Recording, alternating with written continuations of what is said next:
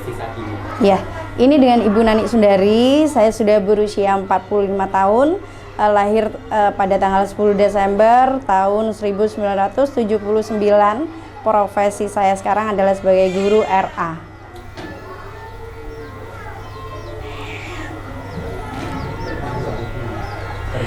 Ini Ibu bekerja sebagai guru apa dan mengajar apa?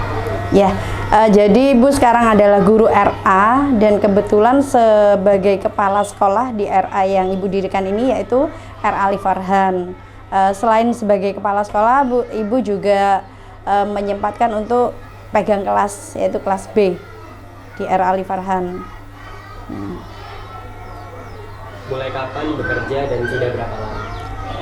Saya sebelum mendirikan RA Al Farhan sudah mengajar di 2 TK. Yang pertama yaitu di TK Asy-Syafa'ah, itu tahun 2018. Kemudian dari TK Asy-Syafa'ah saya pindah ke RA Al Barokah. Di sana diminta untuk menjadi kepala sekolah. Jadi dari 2018 sampai 2010. Kemudian saya keluar dari RA Al Barokah mendirikan lembaga sendiri di sini yaitu RA Al Farhan. Boleh diceritain dari awal bangunnya sekolah ini? Gitu ya. Jadi seperti ini, kami mendirikan RA Al Farhan ini terinspirasi dari keinginan saya untuk memberikan hadiah terindah untuk anak saya yaitu Ali Farhan. Pada waktu Mas Ali Farhan ini merayakan ulang tahunnya yang ke-5. Mas Ali Farhan ini pada waktu itu usia 5 tahun dan pada ulang tahunnya itu saya harus memberikan hadiah terindah. Dari itu saya mendirikan RA Al Farhan, kemudian saya namakan RA Al Farhan dengan nama anak saya sendiri itu. Dan yang kedua yaitu untuk di lembaga-lembaga TK di sekitaran lingkungan kami ini. Pada waktu itu untuk biaya masuknya itu sudah sangat tinggi sekali dan masyarakat di sekitarnya itu masih banyak masyarakat menengah ke bawah. Lah berangkat dari sana saya punya inisiatif ingin menolong orang-orang yang kemampuannya masih berada di tahap menengah dan ke bawah waktu itu. Jadi saya mendirikan RA dengan biaya pendaftaran yang sangat murah sekali waktu itu. Dan kebetulan karena saya ini basicnya dari lembaga basic pendidikan agama, maka saya juga berinisiatif untuk mendirikan lembaga yang bernafas religius seperti itu.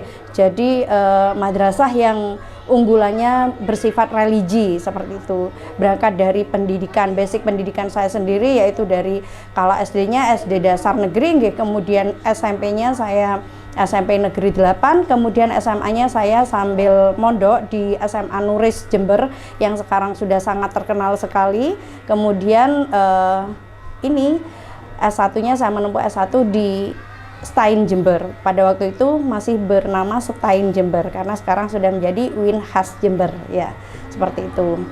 Terus akhirnya dari sana alhamdulillah ketika saya sudah mendirikan lembaga ini disambut dengan baik oleh masyarakat sekitar karena pada waktu pendiriannya itu saya juga meminta persetujuan yang pertama yaitu dari keluarga dulu, kemudian dari masyarakat sekitar. Saya jalan door to door dari rumah ke rumah untuk meminta persetujuan dari warga sekitar karena kita berada di lingkup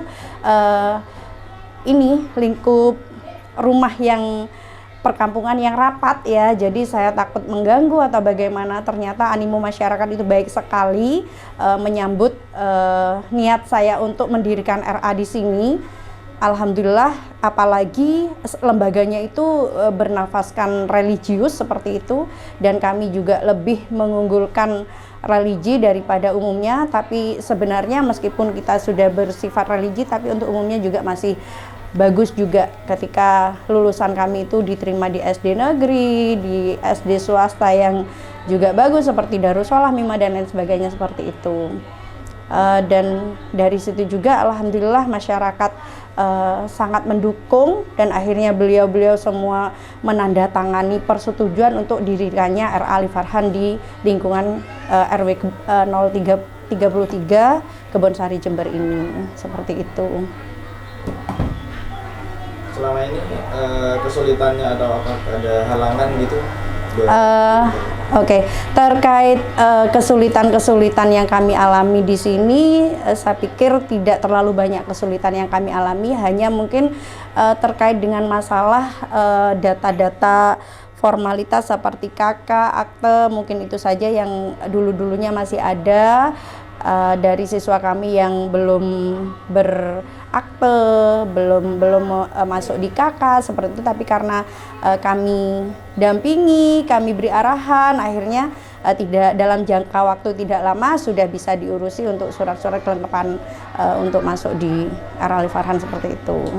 Terus yang menjadi kendala kami juga di sini apa? Karena minat dari masyarakat sekitar sini dan masyarakat yang agak jauh juga, karena siswa kami bukan hanya dari sekitar lingkungan sini saja, tapi banyak dari lingkungan Keranjingan, dari Tegal Gede, dari bahkan kemarin ada yang dari Arjasa, siswa kami ada yang dari Arjasa, sangat niat sekali yang mau berangkat, dan alhamdulillah setiap hari dia rutin sekolah, aktif sekolah setiap hari, diantar sama orang tuanya ke sini. Terus yang tahun sekarang ini bahkan ada yang dari Mangli, siswa Al Farhan, ada yang dari Mangli, terus ada yang dari kampus UNED, ada yang dari sana sekarang ini. Alhamdulillah, jadi siswa kami itu bukan hanya dari masyarakat sekitar yang ada di sini, tapi dari luar-luar wilayah RW kami juga sudah banyak seperti itu. Alhamdulillah. Dan kendala yang kami hadapi di sini adalah kekurangan ruangan. Sebenarnya kami ingin memperluas ruangan yang ada, karena dari fasilitas ruangan yang ada itu otomatis akan bisa lebih banyak menampung siswa seperti itu. Karena kalau ruangan yang ada masih seukuran itu, saya pikir menampung siswanya tidak bisa banyak kayak gitu. Seperti itu. Kalau di tahun awal-awal itu kami sampai overload, kami menolak siswa karena yaitu kekurangan ruangan untuk tempat belajar itu. Jadi kita mungkin masih mengumpulkan dana untuk menambah ruangan, insya Allah semoga dimudahkan. Amin. Visi misi.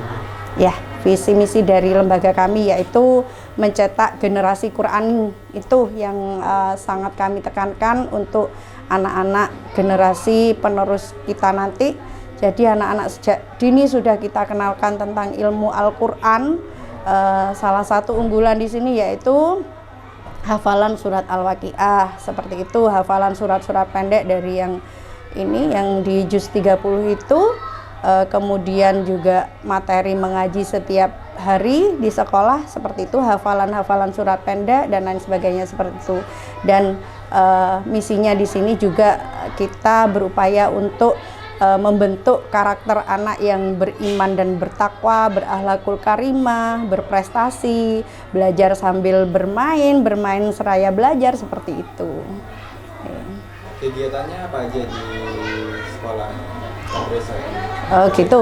Untuk materi inti dari hari Senin sampai hari Sabtu itu kita menekankan kepada yang pertama, kalau untuk hari Senin itu kita pengenalan bahasa Indonesia, yang untuk hari Selasa itu kita pengenalan bahasa Inggris baik berupa kosakata dan lain sebagainya seperti itu.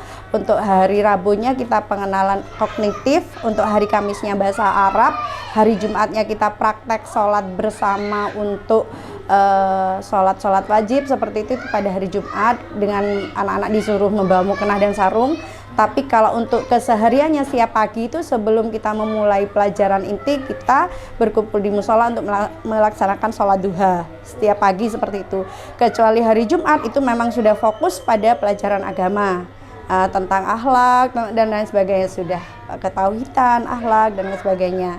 Itu pada hari Jumat. Kalau hari Sabtu kita lebih kepada kegiatan ekstrakurikuler dan olahraga seperti itu. Jadi dalam 1 bulan itu kegiatan ekstrakurikuler selama 3 minggu setiap hari Sabtu, dan hari Sabtu terakhir itu kita jalan-jalan dalam rangka mengenalkan anak-anak pada lingkungan sekitar sekolah seperti itu, dan sambil olahraga seperti itu.